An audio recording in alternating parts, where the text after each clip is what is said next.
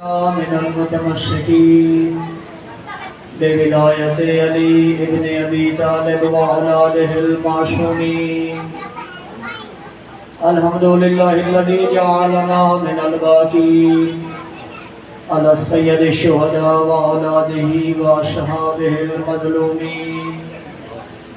الصلاة والسلام والتحية والإكرام على رسوله الكريم شفیع المذنبین انیس الغریبین رحمت للعالمین. عنی العبد المؤید الرسول المسدد المحمود الاحمد والمصطفى الامجد محبوب الہ العالمین ابو القاسم محمد.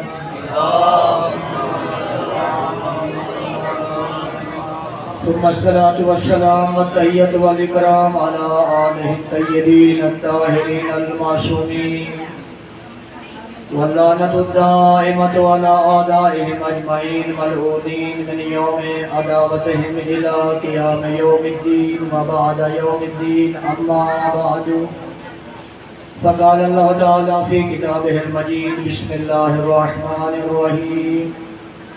الجزاء الإحسان إلا الإحسان. صلوات.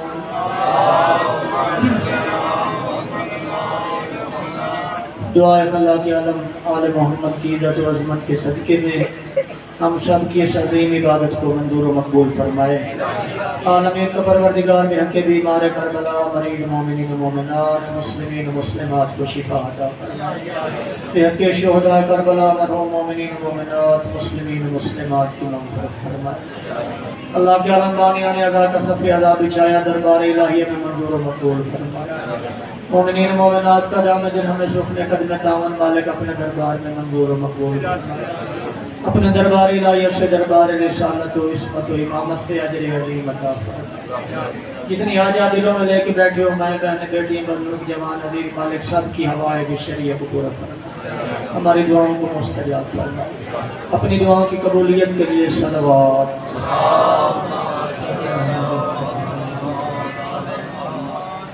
حسین محسن انسانیت ہے، حسین چراغ ہدایت ہے، حسین کشتی نجات ہے. درس حسین مولا کا سبق مل رہا ہے پوری کائنات کو. محرم تہذیب سکھانے کا مہینہ ہے. محرم آداب زندگی سکھانے کا مہینہ ہے. محرم شریعت رسول نافذ کرنے کا مہینہ ہے. محرم سبق دیتا ہے ظالم کے خلاف مظلوم کے حق میں آواز بلند کرنے کا. محرم سکھاتا ہے انقلاب کیا ہوتا ہے، جلسے جلوس کیا ہوتے ہیں، احتجاج کیا ہوتا ہے.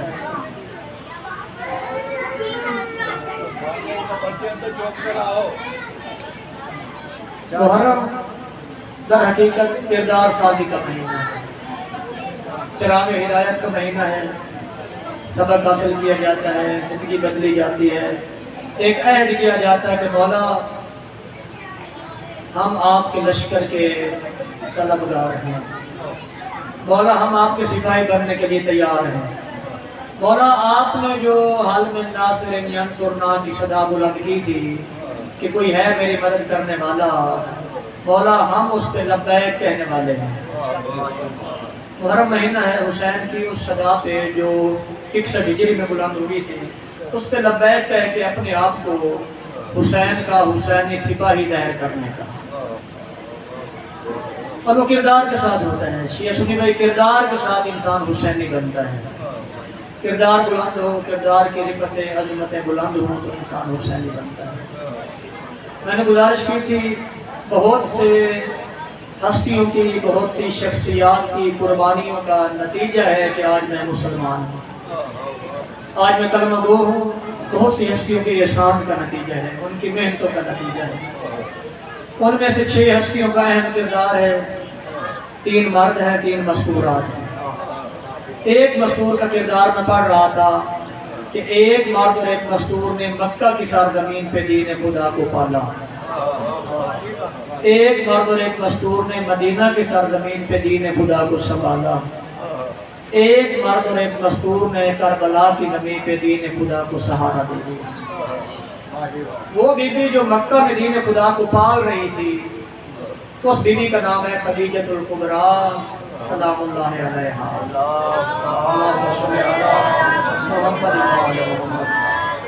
جس معاشرے میں خالق نے اپنے حبیب کو مبعوث فرمایا، بھیجا، خالق نے کہا وہ گمراہ معاشرہ تھا۔ اب اس سے بڑی تو کوئی گواہی نہیں ہو سکتی۔ میں کہوں، آپ کہیں کہ فلاں معاشرہ ایسا معاشرہ ہے، تو پتہ نہیں وہ صحیح ہو یا غلط، لیکن جس معاشرہ کو خالق قرآن میں کہے کہ بڑا غلط معاشرہ تھا، کھلم کھلا گمراہی تھی، وہاں ضلالت تھی، بڑا عجیب سا ماحول تھا، لوگ بیٹیوں کو زندہ دور کر دیتے تھے، مرد اور باپ توہین سمجھتا تھا کہ میرے ساتھ میری بیٹی دسترخوان میں بیٹھے، بیٹیوں کو حق سے محروم کیا جا رہا تھا، جہاں پہ مظلوم کو مار دینا شجاعت سمجھی جاتی تھی، جہاں پہ مسافر کو لوٹ لینا ہنر سمجھا جاتا تھا، اس ماحول میں خالق نے اپنے حبیب کو بھیجا۔ عجیب سے لوگ تھے، عرب کا معاشرہ بڑا عجیب معاشرہ، گڑھوں سے پانی پیتے تھے، گڑھوں سے، تالابوں سے، ٹوئیاں تو پانی پیندے ہیں، آتش پرست، لڑائی جھگڑے، 4 مہینے لڑائی، 6 مہینے لڑائی، وہ جیسے حال ہی نے لکھا تھا، کبھی پانی پینے پلانے پہ جھگڑا، کبھی گھوڑا آگے دوڑانے پہ جھگڑا، اور سارا سال ان کا لڑائیوں میں گزر جاتا تھا، بڑی عجیب سی قوم تھی۔ اور جب میرے آقا نے اجر رسالت مانگا تھا تو اس میں میرے سردار نبی نے یہی کہا تھا کہ تم گھٹیا ترین انسان تھے، گڑھوں سے پانی پینے والے تھے، اللہ نے میرے وجود اقدس کی وجہ سے تمہیں صاف پانی عطا فرمایا۔ میرے سردار نے یاد دلایا تھا جب اجر رسالت کے لیے آئے تھے کہ اجر رسالت مانگ، اور میرے نبی نے کہا تھا کہ نہیں، میں نے تو اللہ سے کبھی کچھ نہیں مانگا، تم سے کیوں مانگوں؟ بھائی سننا، میں نے تو اللہ سے کبھی کچھ نہیں مانگا، آپ سے کیوں مانگوں؟ بھائی میں اس وقت اپنے اللہ سے مانگتا ہوں جب وہ خود مجھ سے منگواتا ہے، میں ایسا نہیں مانگتا۔ قرآن گواہ پڑا ہے، قُلْ رَبِّ زِدْنِی عِلْمًا، اس نے نہیں کہا کہ میرے علم میں اضافہ فرما، اس خالق نے کہا ہے اے میرے رسول تو کہہ دے کہ میرے علم میں اضافہ فرما۔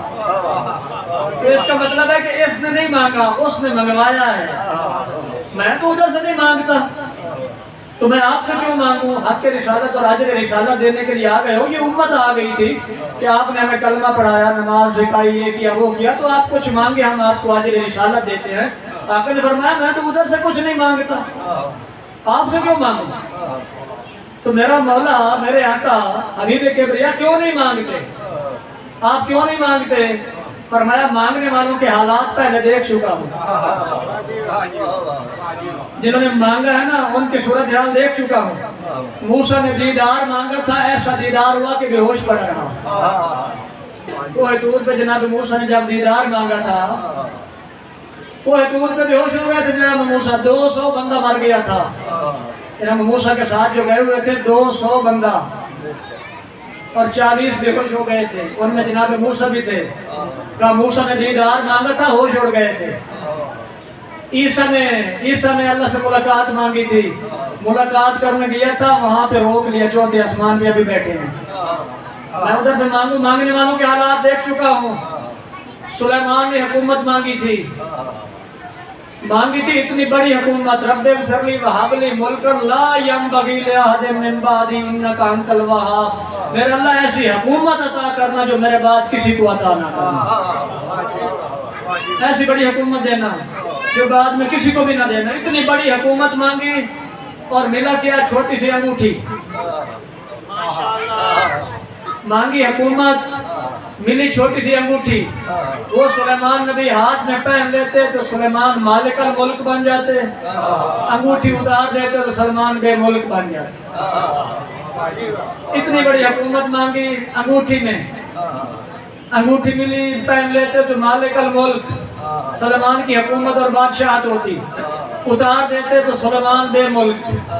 پھر کوئی حکومت نہیں ہے، اور اتنی بڑی حکومت جو مانگی تھا نا اس کے بدلے انگوٹھی ملی تھی۔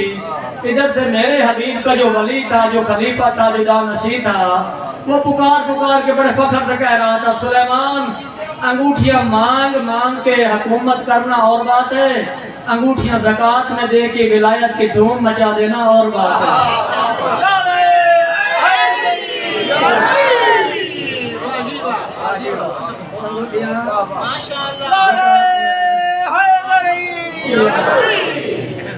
انگوٹھی مانگ کے حکومت کرنا اور بات ہے، انگوٹھی زکوٰۃ میں دے دینا، اور یہ وہی انگوٹھی تھی جو جناب سلیمان کی تھی، جس کے ساتھ جناب سلیمان کی حکومت ہوتی۔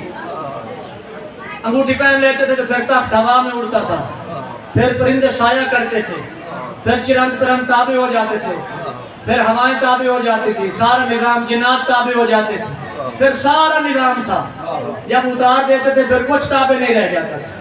وہ انگوٹھی تھی، اس کے صدقے ساری حکومت تھی۔ تخت اڑتا تھا فضا میں، سلیمان نبی کا تخت اڑتا تھا فضا میں، تخت اڑتا ہوا آ رہا تھا۔ بات ادھر آئیے تو ایک بات سبق کے طور پہ کرتا جاتا ہوں۔ تخت ہوا میں اڑتا آ رہا تھا، اوپر سے پرندوں نے سایہ کیا ہوا تھا، جناب سلیمان کا تخت آ رہا تھا، آگے تخت گزرا وادی النمل، چونٹیوں کی وادی سے، کیڑیوں کے گھر ہیں، اس وادی کیڑیاں ڈھیر ہیں، چونٹیوں کی وادی تھی، ان کی رہائشیں تھی، ان کا میدان تھا۔ ادھر سے تخت آتا ہوا نظر آیا، وہ جو چونٹیوں کا سردار تھا، لِكُلِّ قَوْمٍ ہاد، قرآن کہتا ہے ہر قوم میں ہم نے ایک ہادی معین کیا۔ اچھا ہر قوم وچ ہادی ہے جڑا انہاں سے دن یاد ہے، ساڈے وچ اسی سارے ہادی ہیں۔ ناراض نہیں ہونا، اساں انسان، حضرت انسان، اسی سارے تو بڑے، ہر کوئی اپنی جگہ تے ہادی ہیں۔ پتہ کر کے دیکھ لے، ہر کوئی مجتہد ہے، ہر کوئی مفتی ہے، ہر کوئی مولانا صاحب ہے، ہر کوئی ذاکر صاحب ہے، ہر کوئی نواب ہے، ہر کوئی سردار ہے۔ باقی قرآن نے کہا کہ ہر قوم میں ہم نے ایک سردار پیدا کیا، ہر قوم میں ایک ہادی ہوتا ہے جو ان کو کنٹرول کرتا ہے، ان کا ایک ڈسپلن ہوتا ہے، ان کا کوئی نظام ہوتا ہے۔ بس ہم ہیں جن کا کوئی نظام نہیں، سارے امام صاحب ہیں، سارے ملک صاحب ہیں، سارے خان صاحب ہیں، سارے شاہ صاحب ہیں، اللہ کے حکم سے سارے صاحب ہیں، نیچے تو کوئی بھی نہیں۔ پچھلے بھائی آپ کو بات سمجھ آ رہی؟ خدا قرآن میں فرماتا ہے لِكُلِّ قَوْمٍ ہاد، ہر قوم میں ایک ہادی ہوتا ہے، اس کے ہاتھ میں کوئی باغ ڈور ہوتی ہے، کوئی نظام ہوتا ہے، ایک ڈسپلن ہوتا ہے، ان میں تنظیم ہوتی ہے، نظم و ضابط ہوتا ہے، اس لیے وہاں پہ سارا امن اور امان ہوتا ہے۔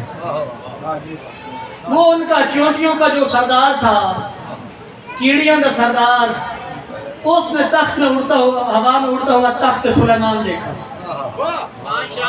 قرآن کا واقعہ سورہ نمل پڑھنا، چونٹیوں کے سردار نے دیکھا کہ سلیمان نبی کا تخت اڑتا ہوا آ رہا ہے۔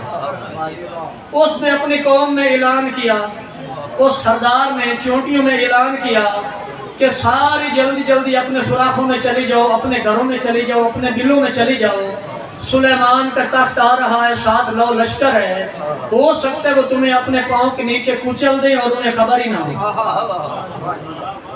بھئی چلتے پھرتے کتنی کیڑیاں لگ رہی ہیں، تے پتہ سور نہیں ہوں گا، بیچارے بھی وہ احساس کیتا کہ وہ لشکر کہیں آپ کو پاؤں کے نیچے روند نہ ڈالے، کچل نہ دے، اور انہیں خبر ہی نہ ہو کہ کتنی بیچاری ماری گئی ہیں۔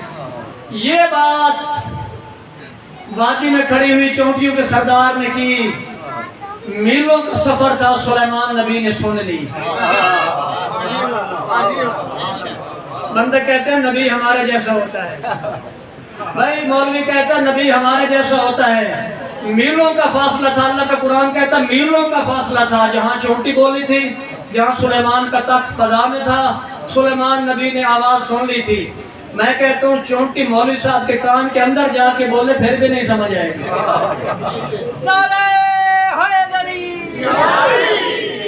اندر شاہ صاحب اندر واڑ کے بولے، بلکہ ایک دو کاٹیے اندر کر لگے، اور خبردار کرنے واسطے بھی مولوی صاحب جاگ میں اندر آئی ہوئی ہوں، اور اندر ساتھ چھوٹا سا مائک بھی لگا دیا جائے، پھر بھی چونٹی بولتے رہے تو اسے پتہ نہیں چلتا۔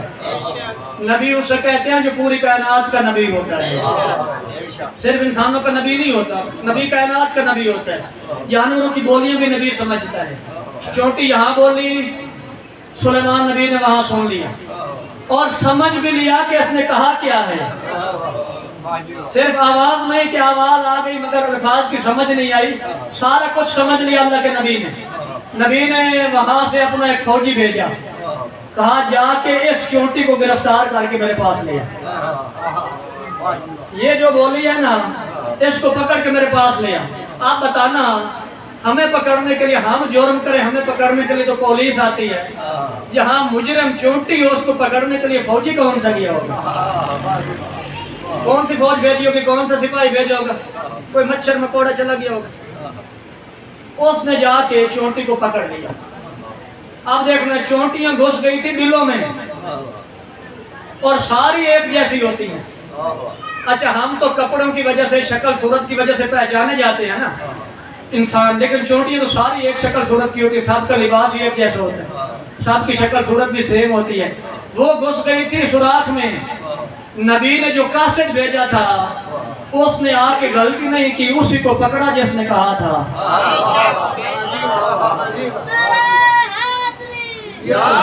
اس کا مطلب ہے کہ نبی کا بھیجا ہوا نمائندہ کبھی غلطی نہیں کرتا۔ اس کو پکڑ لیا، اسی کو پکڑا، چل بھائی تو بڑی ہوشیار ہے، بڑی سمجھدار ہے، چل نبی نے بلایا ہے۔ پکڑ کے لے کے آ گیا، نبی کے ہاتھ پر رکھ دی، ہاتھ پر رکھ۔ نبی خدا نے چونٹی کو دیکھا، پوچھا تو تھی اعلان کرنے والی؟ اس نے کہا تھوڑا سا میرا سانس بحال ہو جانے دے، یہ جو تیرا سپاہی تھا نا بڑا طریقے سے پکڑ کے مجھے لے آیا ہے، بس میرے تھوڑا سانس بلڑ دے تو مجھے ساری گلیں کریں گے۔ تھوڑا سانس بحال ہوا، کہا تو نے کہا ہے؟ کہا میں نے کہا۔ کہا کیوں کہا ہے؟ تو ہمیں ظالم سمجھتی ہے، تو سمجھتے ہے کہ ہم ظالم ہیں، ہم روند ڈالیں گے، کچل ڈالیں گے، مار دیں گے اور ہمیں خبر بھی نہیں ہوگی۔ اس نے کہا اللہ کے نبی بات یہ نہیں ہے، تو نبی ہے، بات یہ نہیں ہے جو میں نے اپنی مخلوق اور اپنی قوم سے کی ہے، بات یہ نہیں ہے۔ بات مسئلہ یہ ہے کہ میری قوم سمجھتی نہیں ہے، وہ سادی ہیں، کم علم ہیں، میں نے صرف ان کو ڈرانے کے لیے کہا کہ وہ تمہیں کچل دیں گے۔ در حقیقت اس میں راز یہ تھا کہ ہماری عبادت کا ٹائم ہو گیا تھا، ہماری نماز کا ٹائم ہو گیا تھا، اگر ہم تیری شان و شوکت دیکھتی رہ جاتی تو ہماری نماز قضا ہو جاتی۔ اب یہ بھی تو سوال اٹھے گا، اب یہ بھی تو سوال اٹھے گا کہ مولوی صاحب کیڑیاں ہی نماز پڑھ دی ہیں، چونٹیاں بھی نماز پڑھتی ہیں۔ قرآن کہتا ہے یسبح للہ ما فی السماوات و ما فی الارض، جو کچھ زمینوں اور آسمانوں میں ہے ساری اللہ کی تسبیح کرتی ہے۔ ان کی عبادت کا اپنا ڈھنگ ہوتا ہے، ان کی عبادت کا اپنا انداز ہوتا ہے، ان کی اپنی تسبیح ہوتی ہے، ان کا درود و سلام ہوتا ہے، آخر وہ بھی تو اللہ کی مخلوق ہے نا۔ عبادت کا ٹائم تھا، اس لیے انہیں کہا کہ یہ آپ کے لشکر کی شان و شوکت دیکھتی رہ جاتی تو ہماری عبادت قضا ہو جاتی۔ اب دیکھنا کتنی سمجھدار تھی وہ، کتنی پیاری تھی، کاش ہم اس جتنے ہی سمجھدار ہو جاتے، کاش چونٹی کے مقابلے کے بندے بن جاتے ہم، کاش ہماری سوچ اتنی پیاری ہو جاتی جتنی اس کیڑی کی تھی، اس چونٹی کی تھی۔ اللہ کے نبی سلیمان حیران ہو گئے، انہوں نے کہا واہ کمال ہے، تو بڑی ہیرو نکلی، تو بڑی چیز ہے، بڑی سمجھدار ہے تو۔ اچھا بتا تو افضل ہے یا میں افضل ہوں؟ سلیمان نبی نے چونٹی سے کہا تو افضل ہے یا میں افضل ہوں؟ اس نے کہا اللہ کے نبی یہ بھی کوئی معیار ہے، اللہ کے نبی یہ بھی کوئی مقابلہ ہے، اگر میں کہہ بھی دوں کہ میں افضل ہوں تو لوگ کیا کہیں گے وہ سلیمان نبی جس سے چونٹی افضل ہے، اور اگر میں کہوں کہ نبی آپ مجھ سے افضل ہیں تو لوگ کیا کہیں گے وہ سلیمان جو چونٹی سے افضل ہے۔ دونوں طرف سے مقابلہ بنتا ہی نہیں، آپ اللہ کے نبی ہیں، میں چھوٹی سی حقیر مخلوق ہوں، تیری مانی ہوں، تیری امتی ہوں، تیری کلمہ گو ہوں، تیری اطاعت کرنے والی، یہ کوئی مقابلہ ہے؟ اور اسی لیے تو ہم اسی لیے تو کہتے ہیں نا، ہم جو ہے نا مومن مولائی حسینی، ہم اس لیے تو کہتے ہیں کہ جب مقابلہ کیا جائے تو کوئی برابر کی شخصیت سامنے آنی چاہیے، کوئی برابر کی ٹکر اور پھر مقابلہ کرنا چاہیے۔ چونٹی اور سلیمان کا کیا مقابلہ؟ لیکن جناب سلیمان نے ضد کی کہ نہیں بتا، اس نے کہا اچھا ٹھیک ہے مجھے یہ بتا سلیمان نبی آپ کو کس چیز نے اٹھایا ہوا ہے؟ سلیمان نے کہا تخت نے اٹھایا ہوا ہے، تخت نے اٹھایا ہوا ہے۔ آپ کو کس چیز نے اٹھایا ہوا ہے؟ تخت نے اٹھایا ہوا ہے۔ کہا سلیمان نبی وہ چیز افضل ہے جس نے تجھے اٹھایا ہوا ہے یا تو افضل ہے؟ جس چیز نے تجھے اٹھایا ہوا ہے وہ افضل ہے یا تو افضل ہے؟ نبی نے کہا میں افضل ہوں۔ چونٹی نے کہا پھر دیکھ لے مجھے کس نے اٹھایا ہوا ہے؟ پھر خود دیکھ لے مجھے کس نے اٹھایا ہوا ہے، میں کس کی ہاتھوں پہ ہوں، میری سیٹ کون سی ہے؟ سلیمان۔ اچھا ایک ایسا واقعہ پیش آیا رسالت کے زمانے میں، یہ حکومت سلیمان کی، اور اس نے کہا تھا بلوں میں چلے جاؤ تاکہ عبادت کرنا نہ ہو جائے۔ امیر کائنات مولا چلے 7 کمبر تھا، مدینہ سے باہر آئے، وہاں چونٹیوں کے گھر تھے، میدان تھا، میدانی علاقہ تھا، سارا تھا، بہت زیادہ چونٹیاں تھیں، کیڑیاں ساریاں باہر نکلی مدینہ۔ میرے مولا نے کہا کمبر نے کہا سبحان الذی من خلق ھذا النمل، سبحان الذی من تعلم عدد ھذا النمل، پاک ہے وہ ذات جو ان چونٹیوں کی تعداد کو جانتی ہے۔ ساری زمین کالی ہوئی پڑی تھی، رش تھا چونٹیوں کا، کمبر حیران ہوا، اس نے کہا پاک ہے وہ ذات جو ان چونٹیوں کی تعداد کو جانتی ہے۔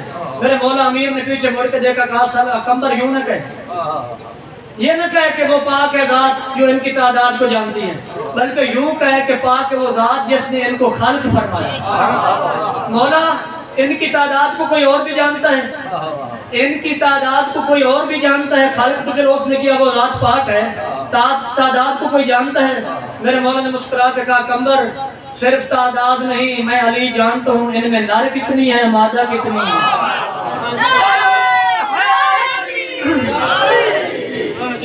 مجھے ان کے نر اور مادہ کا بھی پتہ ہے، یہاں مذکر کتنے پھیر رہے ہیں، مؤنث کتنی پھیر رہی ہیں۔ اچھا میرے مولا نے یہ فرمایا کہ میں جانتا ہوں ان میں نر کتنے اور مادہ کتنے ہیں۔ رائٹر لکھتا ہے نر ایک طرف ہو گئے، مادہ ایک طرف ہو گئے، الگ الگ ہو گئے، جدا جدا ہو گئے۔ میرے مولا نے کہا چونٹیوں میں نے تمہیں الگ الگ ہونے کا حکم تو نہیں دیا؟ چونٹیوں کا سردار ادھر بھی سردار تھا نا، وہ بولا مولا حکم نہیں دیا، ارادہ تو کیا تھا۔ کیا کہنے جو میرے مولا کے ارادے پہ بھی عمل کرے، وہ مخلوق باقی مخلوقات اپنے ایمان کے ارادے پہ بھی عمل کرتی ہیں، اور ہم تو پھر مار ہیں نا، ہم تو پھر صاحب ہیں، میں نے پہلے کہا ہم تو پھر صاحب ہیں نا، ہماری مرضی مولا کے کہنے پہ بھی عمل کریں یا نہ کریں، باقی مخلوق تو یوں اطاعت میں غرق ہوتی ہے کہ ارادے کو۔ اچھا ابھی سنا، یہ چونٹیاں پھیر رہی تھی، میرے مولا نے کہا کمبر سننا چاہے گا ان کا سردار کیا کہہ رہا ہے؟ مولا ضرور سنا دیں۔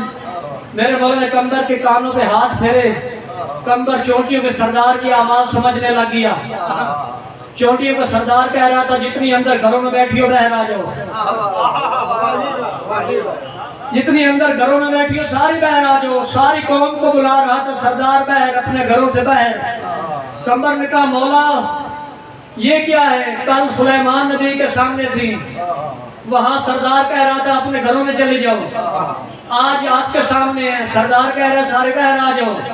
میرے مولا نے کہا کمبر میں بتاؤں گا تو لوگ کہیں گے علی نے اپنی شان میں خود قصیدہ پڑھا تھا، تو اسی سردار سے پوچھ لے جو چونٹیوں کا سردار کھڑا ہے نا، اسی سے پوچھ لے کہ باہر کیوں بلا رہا ہے۔ کمبر مخاطب ہوا چونٹیوں کے سردار سے، کہا پیچھے تمہاری قوم تھی، سلیمان نبی کا زمانہ تھا، سلیمان کا تخت دیکھا تھا، شان و شوکت دیکھی تھی، اس نے کہا تھا اپنے گھروں میں چلی جاؤ، آج تو ان گھر والیوں سے کہہ رہا ہے کہ ساری باہر آ جاؤ، اس کی وجہ بتائے گا؟ اس نے کہا کمبر سیاںا بن سمجھ، اس وقت میری قوم کا سردار بلا رہا تھا کہ ہماری عبادت ضائع نہ ہو جائے، گھروں میں چلی جاؤ، آج سامنے وہ آیا کھڑا ہے جس کی زیارت کرنا عبادت ہے،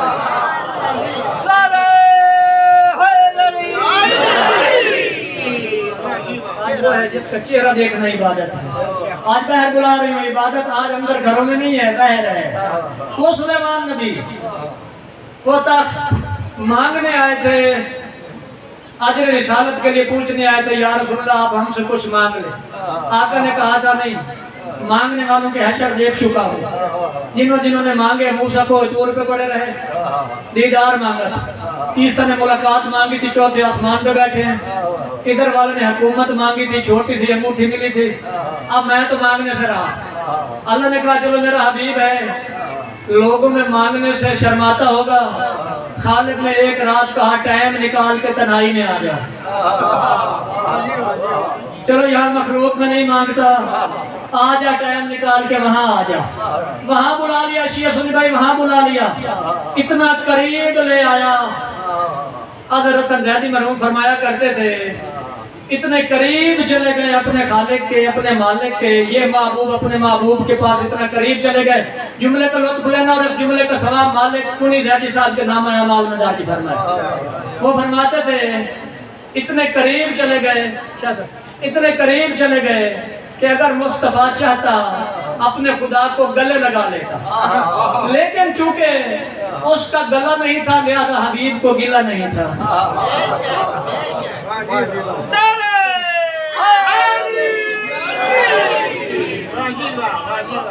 خطابت کے بادشاہ تھے نا زیدی مرحوم، خطابت کے بادشاہ تھے، انہوں نے کہا دل کرتا تو گلے لگا لیتے، اتنے قریب تھے، لیکن چونکہ اس کا گلا نہیں تھا لہذا حبیب کو گلا نہیں تھا، ناراضگی نہیں تھی۔ مالک نے وہاں بٹھایا، کہا یہاں کچھ مانگ لے، اب تنہا ہے کوئی بھی نہیں ہے، لیکن نہیں مانگا سرکار عالم نے نہیں مانگا۔ میرے خالق نے سوچا کہ اگر میں اللہ بن کے بات کروں گا اور یہ میرا نبی بن کے سنے گا تو شاید میرا روب الہی، میرا جلال الہی اس کو مرعوب کر دے اور یہ نہ مان سکے۔ اللہ نے کہا چلو آج اللہ بن کے بات نہیں کرتے، لہجہ وہ اپنایا جیسے بھائی بھائی سے بات کرتا ہے۔ کہا بھائی بن کے بول لیتے ہیں اب تو مانگ لے، کہا نہیں خالق کچھ نہیں مانگنا، مانگا کچھ نہیں ہے۔ خالق نے وہیں سے زہرا دے کے بھیجی، کہا چلو مانگا کچھ نہیں، لیتا تو جا۔ نور جناب سید لے کے آ گئے، کچھ بھی نہیں مانگا، کہا مسلمانوں میرے کلمہ کو میرے امتی، میں تم سے کیا مانگوں، میں سرکاری ڈیوٹی پہ ہوں اور میں جس ڈیوٹی پہ ہوں تو جس نے مجھے ڈیوٹی لگائی ہے مجھے تنخواہ وہی دے گا، بھائی میں آپ سے کیوں مانگوں، میں کوئی آپ کا نوکر ہوں۔ بھائی یہ حکومت جو پاکستان کی ہے کسی کو تحصیلدار لگا دیتی ہے، کسی کو پٹواری لگا دیتی ہے، تو اس کو حکومت کی ذمہ داری ہے تنخواہ دینا۔ فرمایا ان اجر یا الا علی اللہ، اپنی قوم سے کہا کہ جو میرا اجر ہے وہ اللہ پہ ہے، تم مجھے اجر رسالت کیا دو، میں تمہارا ملازم ہی نہیں ہوں، میں خالق کی گورنمنٹ کا ملازم ہوں، وہ مجھے تنخواہ دے گا۔ اچھا جو ادھر گورنمنٹ کا ملازم ہو، سننا ادھر تحصیلدار یا پٹواری ہو اور پھر ادھر سے تنخواہ بھی لے، کوئی بیٹھا ہو تو ناراض نہیں ہوگا، ہو بھی جائے تو حق بنتا ہے اس کا، اور ادھر مجمع کی عوام کی جیب بھی کاٹے، ادھر سے اپنی تنخواہ بھی لے اور ادھر سے آنے والے کسانوں سے بھی لے، اسے کوئی اچھا کہتا ہے؟ کبھی پٹواری دھرا دی ہو؟ مجبوری میں مجبوری ہوتی ہے نا بھائی، پھر کال کو جانا ہوتا ہے اس لیے دینا پڑتا ہے، ورنہ راضی کوئی نہیں ہوتا کہ جو تو کام کر رہا ہے یہ تو تنخواہ حکومت سے لے رہا ہے نا، ہماری جیب کیوں کاٹتا ہے؟ جو ادھر سے بندے کوئی بھی ملازم ہو، پٹواری سر میں کوئی بھی ملازم ہو حکومت کا، تنخواہ حکومت سے لے پھر لوگوں کی جیب سے بھی نکالے، کوئی اسے اچھا نہیں سمجھتا۔ میرے آقا نے یہی فرمایا کہ میں ملازم ہوں حکومت الہیہ کا، تنخواہ مجھے دیتا ہے وہ، میں آپ سے کیوں مانگوں؟ نہیں مانگوں گا، میں نے پیغام حق پہنچانا ہے، کچھ نہیں مانگا۔ فرمایا سنو یاد رکھو، کچھ نہیں مانے گا، ادھر سے تنخواہ ملتی ہے۔ یہ پھر آ گئے، انہوں نے کہا چلو اجر رسالت نہیں مانگتا، اب تو اتنا کریم ہے، ہم گناہگار ہیں، کل قیامت کو ہمارے گناہ تو بخشوا دینا۔ بھائی بخشوانا تو نبی کی ذمہ داری نہیں ہے نا، پیغام حق پہنچانا نبی کی ذمہ داری ہے۔ وما علینا الا البلاغ المبین، ہر نبی کا یہی اعلان رہا کہ مجھ پہ کوئی ذمہ داری نہیں سوائے کھول کے پہنچا دینے کے۔ قرآن پڑھ لینا، نبی کی ذمہ داری پیغام الہی پہنچانا ہے، دین الہی پہنچانا ہے، آگے بخشوانا نبی کی ذمہ داری نہیں ہے۔ لیکن امت آ گئی کہ ہماری بخشش کی دعا تو کر دے یا پھر تو حبیب خدا ہے، اب یہ تو کر دے، بخشوا تو دے، ہماری شفاعت، ہمارے لیے رحمت، ہمارے لیے یہ دعا کر دے، چلو اتنا ہی کر دے، ہم بڑے ڈرے ہوئے ہیں، پچھلی امتوں نے جو کرتوت کیے تھے ان کی شکلیں بگڑ گئی تھیں، اتنی دعا کر دے، کرتوت ہمارے ان سے بھی بڑے ہوں گے، اتنی مہربانی کر دے ہماری شکلیں نہ بدلیں۔ ادھر والے دوست مجھے نظر نہیں آ رہی ہے، لائٹ آج میرے سامنے آ گئی ہے، آپ جاگ رہے ہیں نا؟ کہا یا رسول اللہ چلو اتنی مہربانی کر دیں کہ پچھلی امتوں نے جو کرتوت کیے، کوئی بندر بنا، کوئی سانپ بنا، کوئی بچھو بنا، کوئی ریچھ بن گیا، کوئی چھپکلی بن گیا، کوئی ڈیمو بن گیا، یہ سارا کوئی ملی مچھلی بن گئی، کوئی خرگوش بن گیا، یہ ساری جو امتیں مسخ ہوئی ہیں آقا، ان ساری امتوں میں ایک ایک گناہ تھا۔ کوئی کام تولتا تھا، کوئی بڑی مونچھیں رکھتا تھا، کوئی چغلی کھاتا تھا، کوئی مستور تھی تو غسل نہیں کرتی تھی، کوئی غیبت، کوئی چغلی، ایک ایک گناہ تھا، ان کی شکل بگڑ کے ایک ایک جانور بنا۔ آقا وہ ساری امتوں کے گناہ اکٹھے کیے جائیں تو ہم میں وہ سارے ہیں۔ میں نے غلط کہا ہے؟ پچھلے سارے کرتوت اتنے اکٹھے ہیں یا نہیں؟ پچھلے سارے گناہ، بلکہ انہوں نے تھوڑا جہا ود کے، انہوں نے تھوڑا جہا مثال لا کے اضافی سارا آقا اتنے بھی ارمانی تو کر دے۔ جب یہ کہا نا، جب یہ کہا تو آپ پیغمبر نے سوچا کہ وہ کلمہ پہنچانا اور پیغام حق پہنچانا میری سرکاری ذمہ داری تھی، میری الہی ڈیوٹی تھی، لیکن آپ جو یہ فرمائش کر رہے ہیں یہ میری سرکاری ڈیوٹی نہیں ہے، یہ میرا بعد میں بزنس ہے الگ، یہ میرا پرائیویٹ کام ہے، یہ میرا الگ سے سائیڈ بزنس الگ سے کام ہے۔ اب اس کی اجرت خالق نے کہا قُلْ لَا أَسْأَلُكُمْ عَلَيْهِ أَجْرًا إِلَّا الْمَوَدَّةَ فِي الْقُرْبَى، میرا رسول اب یہ تیری سرکاری ڈیوٹی نہیں ہے، اب ان سے کہہ دے کہ میں تم سے کچھ نہیں مانگتا سوائے اس کے کہ میرے قریبیوں سے مودت اختیار کرو، میرے قربا سے مودت اختیار کرو، ان کے ساتھ محبت کرو، ان کے ساتھ بھلائی کرو، ان کے ساتھ اچھائی کرو، ان کی اطاعت کرو، ان کی فرما برداری کرو۔ آخر میں تمہیں بخشوانے کی دعا مانگ رہا ہوں، آخر میں دعا مانگ رہا ہوں تمہاری شکلیں نہ بگڑیں، آخر دعا مانگ رہا ہوں کہ کل کو قیامت میں تجھے بخشواؤں، اپنی امت کی بخشش کی ذمہ داری لے رہا ہوں۔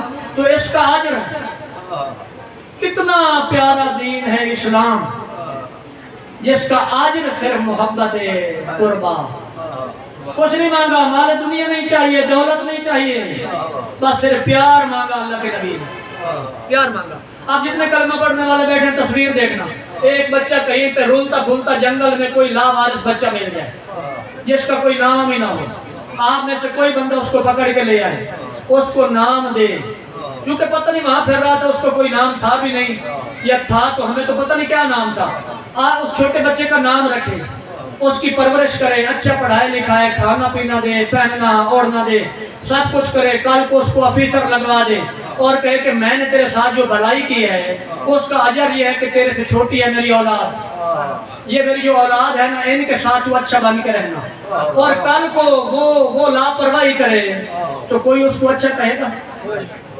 کیا کہیں گے؟ نمک حرام، یہی کہیں گے کہ یار اس بندے نے اسے پالا پوسا، اس کی تربیت کی، اس کو اس منزل تک پہنچایا، اور اس نے کہا کہ سارا خود اپنا کمایا کھا پی، بس میرے بچوں کے ساتھ پیار کرنا، اور آج اگر وہ اگنور کرتا ہے، پیار نہیں کرتا، اس کے بچوں کے ساتھ ان کا خیال نہیں رکھتا، آپ اسے نمک حرام کہتے ہیں۔ یہ سارا دین سکھا کے تو جسے اجر رسالت مانگا ہے تیرے نبی نے کہ میری اولاد کے ساتھ محبت کرنا، اب جو نہیں کرے گا اس کو وہ جنت دے دے گا؟ کیا کہیں گے؟ وہ نمک حرام ہوگا۔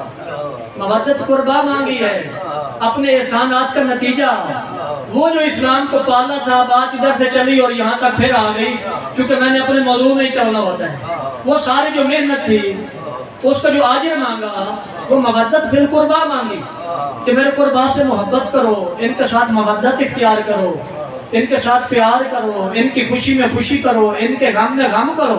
بڑا پیارا جملہ گھوم رہا تھا سوشل میڈیا پہ، مجھے بڑا مزہ آیا، میں آپ کے سامنے رکھنے لگا۔ جتنے شیعہ سنی بھائی مسلمان مجھے سننے کے لیے آئے، جملہ پلے باندھ کے لے جانا۔ بڑی پیاری بات کسی نے لکھی، اس نے کہا اولاد رسول کو ذبح کر دیا گیا، بات ہنسنے کی ہے تو سارے مل کے ہنس لیتے ہیں، اور بات رونے کی ہے تو پھر مل کے رونا چاہیے۔ جملہ سمجھا آپ نے؟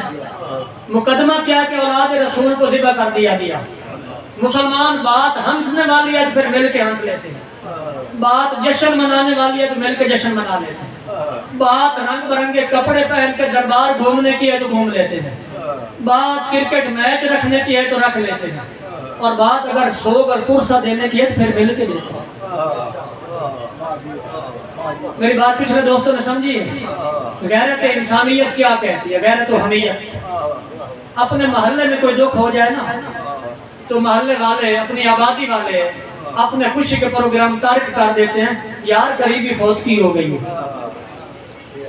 اتنی بھلائی اور اتنا احساس اپنے محلے دار کا کرتا ہے، اپنے سردار رسول کا نہیں کرتا۔ ان کی اولاد کے دکھ میں تو خوشیاں مناتا ہے، کبھی اس دربار کے موٹر سائیکل بھاگ رہے ہیں، کبھی ادھر بھاگ رہے ہیں، کبھی رنگ برنگے لباس پہنے ہوئے ہیں، عورتیں بچیاں ساتھ ہیں اور جشن کا ماحول بنایا ہوا ہے۔ گھر بیٹھ کے سوچنا بات رونے والی ہے، یہ بات جشن منانے والی ہے۔ آج رسالت کیا مانگا تھا میرے سردار؟ اتنی محنت کی۔ کل میں گزارش کر رہا تھا، ان کی محنتوں کا نتیجہ ہے کہ آج تو کلمہ گو ہے۔ وہ بی بی 11 شادیاں کی یا 13 شادیاں کی، سب سے پہلے شادی کی جناب خدیجہ الکبریٰ سے۔ یہ بی بی ملیکۃ العرب تھی، گمراہ معاشرہ تھا، ضلال و مبین کا معاشرہ تھا۔ دیکھنا مائیں بہنیں بیٹھی ہیں، میں ادب کے لفظوں سے بولنے لگا، میرا اشارہ سمجھ جانا۔ اتنا گمراہ معاشرہ تھا کہ ایک ایک بچے کی ولادت پہ 10 لوگ دعویٰ کرتے تھے یہ میرا بیٹا ہے۔ اس سے زیادہ کھول کے میں نہیں پڑھ سکتا۔ ایک ایک بچے کی ولادت پہ 10 بندے، تاریخ پڑھ کے دیکھ لینا، شیعہ سنی تاریخ اسلام پڑھ لینا، تاریخ عرب پڑھ لینا، شیعوں کی تاریخ نہ پڑھنا، تاریخ عرب پڑھ لینا۔ ایک ایک بچے کی ولادت پہ 10 دعوے دار۔ اتنا ضلالت کا معاشرہ تھا۔ پھر کیا فشناس بلایا جاتا، وہ حلی اور نقش نین ملاتا، پھر فیصلہ ہوتا نقش اس بندے کے ساتھ ملتا ہے، لہذا یہ اس کی اولاد ہے۔ اور تاریخ میں آپ کو اس بندے کا نام مل جائے گا۔ میں بولوں گا نا تو توہین کا پرچہ ہو جائے گا، حالانکہ توہین بنتی نہیں ہے، لیکن میں پھر بھی احتیاط کرتا ہوں کسی کے دل آزاری نہ ہو جائے۔ وہ بندے کا نام مل جائے گا جس کی ولادت پہ 4 بندوں نے دعویٰ کیا تھا کہ یہ میرا بیٹا ہے۔ تاریخ پڑھنا نام مل جائے گا، بڑا آسان سے بندہ ہے۔ 4 بندوں نے دعویٰ کیا تھا کہ یہ میرا بیٹا ہے، یہ میرا بیٹا ہے، یہ میرا بیٹا ہے۔ مجھے اس بات کا دکھ نہیں ہے کہ وہ کس کا بیٹا تھا اور کن کا بیٹا تھا اور کس کے کھاتے میں پڑ گیا۔ مجھے دکھ اس بات کا ہے کہ کل کو ایسے بندوں کو لا کے مقابلہ اس علی کے ساتھ کرتے ہیں جس کی طہارت کی گواہی خدا قرآن میں دیتا ہے۔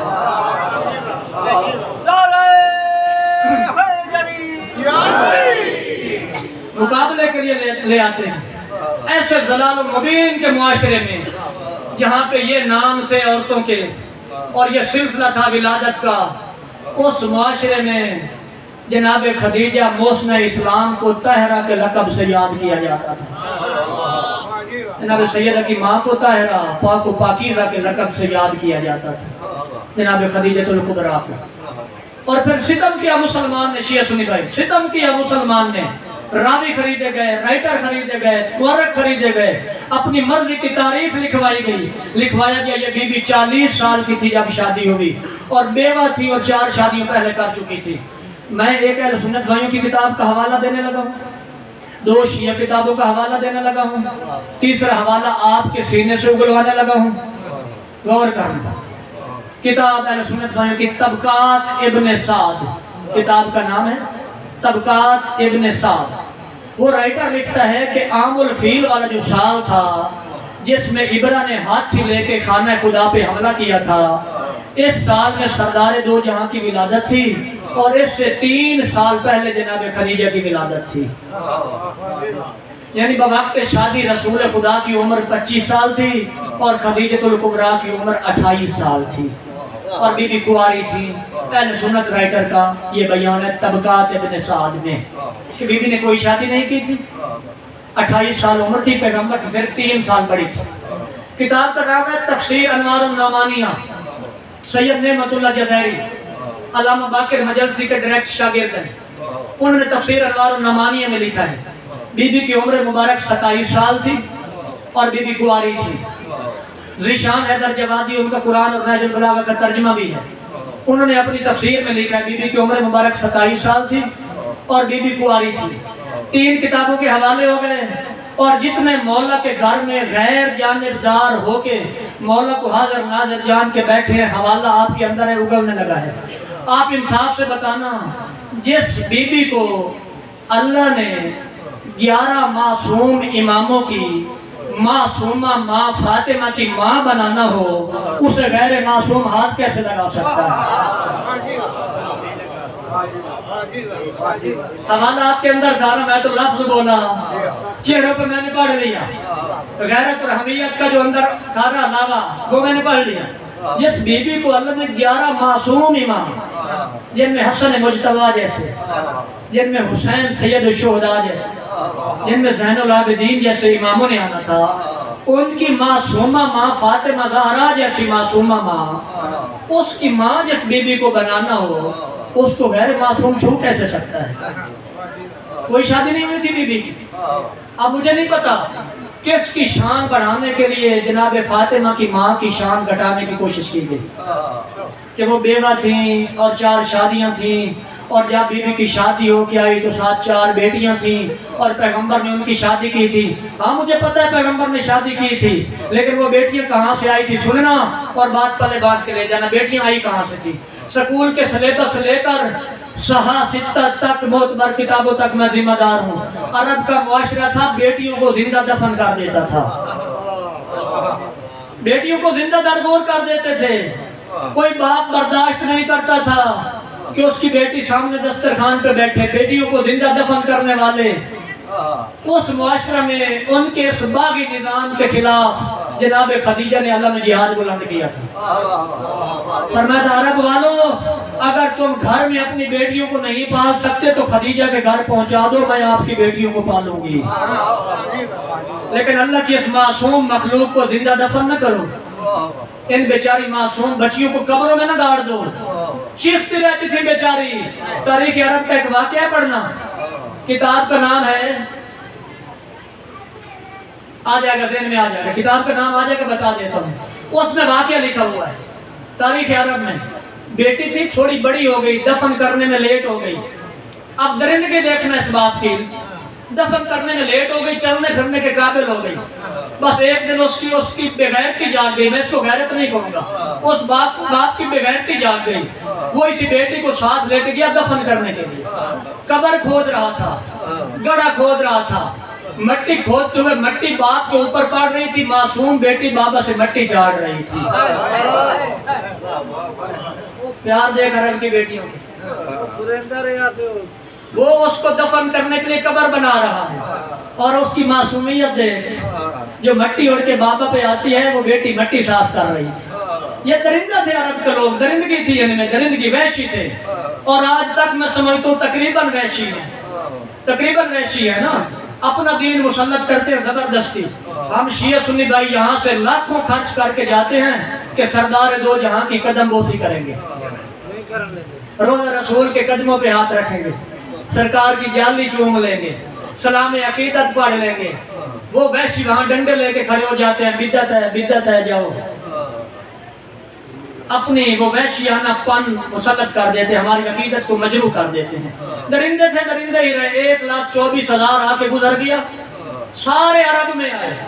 कोई 1,24,000 में से कोई अजब में नहीं आया, कोई बड़े सगीर में नहीं आया, कोई ईरान में नहीं आया, कोई यूके में नहीं आया, सारे अरब में आए। और हर एक नबी को मारा इन वैशियों ने, हर एक पे सितम किए। ये ऐसे दरिंदे लोग थे, और आज तक दरिंदगी उनकी नस्ल में चल रही है। पूरे आलम इस्लाम में जितना फसाद है उन्हीं की वजह से। पढ़ लेना चाहते, मैं उनकी मुखालफत किसी जात की नहीं कर रहा, मैं किरदार की मुखालफत कर रहा हूँ, और वो मुझे हक हासिल है। आप सब का देखा बाला हुआ किरदार है। आज वो सीधे जो फलस्तीन में मुसलमान मर रहे हैं, फलस्तीन में शिया नहीं है, 90% अहले सुन्नत जमात है। इसराइल में, फलस्तीन में कभी सोशल मीडिया पे पढ़ना या अपना जो ये अखबार छपते हैं उनमें पढ़ लेना, 90% अहले सुन्नत भाई हैं। उनके वहां कट मरने पे बोलता है तो ईरान बोलता है, आज तक सऊदी ने कोई बयान नहीं दिया। क्यों बोलते, क्यों नहीं? इसलिए कि उनका करबला वालों से वास्ता ही कोई नहीं है। इनको सबक मिला है कि जालिम के खिलाफ मजलूम के हक में बोलना है। जो करबला वाले हैं ना, उनको करबला से सबक मिला है कि शिया सुन्नी नहीं देखना, ये दो बाजू हैं, दाएं बाएं बाजू हैं एक ही वजूद के। कोई मुखालफत नहीं शिया सुन्नी में, कोई इख्तलाफ नहीं। ये इस्लाम के दोनों बाजू हैं, ये इस्लाम की पावर है, ये इस्लाम का जोर है। वो बोलते भी हैं, लड़ते भी हैं, मिसाइल भी मार देते हैं। ये उन्हें तेल बेचता है, लो जहाज उड़ा के ले जाओ, मारो सारे मुसलमानों। قبضہ کر لو بیت المقدس. یہ وہ حقائق ہے، کبھی پڑھ لینا. درندے تھے، وہ قبر کھود رہا تھا، بیٹی مٹی صاف کر رہی تھی، یہ زندہ درگور کر دیتے تھے بیٹیوں کو. ان کی بیٹیاں تو زندہ ہی نہیں رہ جاتی تھی، سارا غیرت مند بن جاتے تھے، اپنی بے غیرتی پہ اتر آتے تھے، بیٹی کو دفن کر دیتے تھے. بی بی خدیجہ نے اللہ میں جہاد بلند کیا تھا کہ جو اپنے گھر میں نہیں پال سکتا اس کی غیرت کے خلاف ہے، وہ درندہ اپنے گھر نہیں رکھ سکتا، میرے گھر پہنچا دے، میں پال دوں گی. بی بی کا غلام ہے، نام میسرہ ہے، بزرگ آدمی تھا میسرہ. میسرہ آیا، بی بی خدیجہ گھر میں موجود تھی.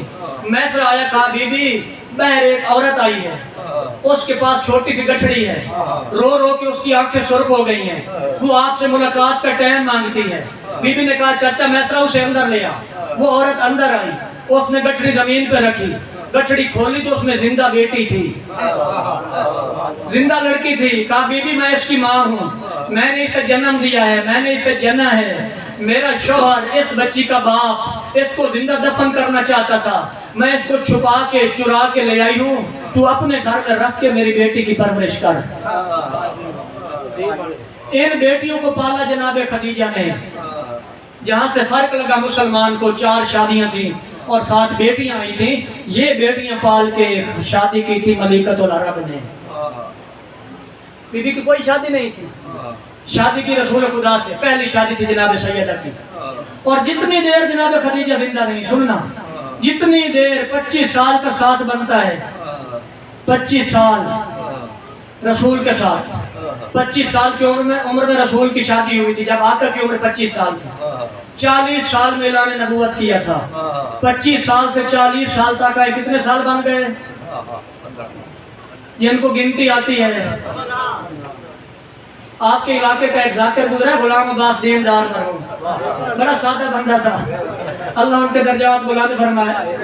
انہوں نے کوئی ہگڑ مراجے کے تھے، انہوں نے کوئی ایسی بات کی اور آگے سے مجمع خاموش ہو گیا. انہوں نے پتا کیا کیا؟ انہوں نے کہ میں آکھے اس نے بس تک کھگی سٹ کے مال گئی اگلا.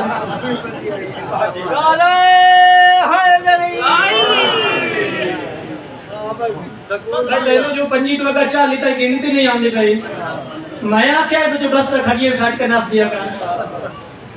25 سال میں اعلان نبوت کیا، 40 سال 25 سال میں شادی کی، 40 سال میں اعلان نبوت کیا. 25 سے 40 تک ہے 15 سال. نبوت کے 10ویں سال وفات ہوئی جناب خدیجہ کی. نبوت کے اعلان کو 10 سال ہو گئے تھے، 15 میں 10 اور جمع کریں، 25 سال کا ساتھ تھا جناب خدیجہ الکبریٰ کا رسول کے ساتھ. 25 سال خدیجہ ساتھ رہی، پیغمبر نے کوئی اور شادی نہیں کی. جناب ملکۃ العرب کی زندگی میں پیغمبر نے کوئی شادی نہیں کی. اور جب 50 سال کے رسول ہو گئے، اس کے بعد آگے کل ظاہری زندگی 63 سال، 60 اور 3 63 سال. 50 سے آگے 63 تک جائے تو کتنے سال بنتے ہیں؟ 13 سال. سنی بھائیوں کی روایت کے مطابق 13 سال میں رسول نے 12 شادیاں کی. گھر بیٹھ کے انصاف کرنا، پیار کس بیوی کے ساتھ زیادہ تھا؟ یا مجھے یہ کہنے کا حق حاصل ہے کہ 25 سال تک بلا شرکت غیرے جو ہستی پیغمبر کی محبتوں کی واحد حقدار رہی، اسے خدیجہ الکبریٰ کہتے ہیں.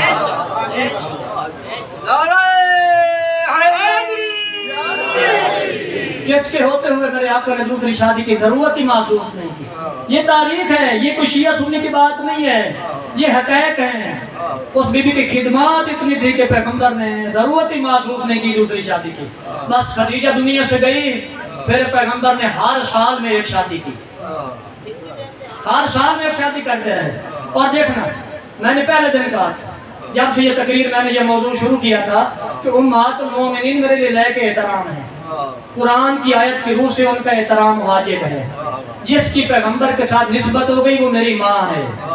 ہاں میں اپنے شیعہ بھائیوں سے بھی کہوں گا، خاص طور پہ ملنگوں سے بھی کہوں گا کہ قرآن کہتا ہے کہ امہات المومنین ہیں. ان کا جو کردار ہے وہ ان کے ساتھ ہے. خود رسول خدا جانے، ان کی ازواج جانے، مالک جانے. مجھے ان کی توہین کرنے کا کوئی حق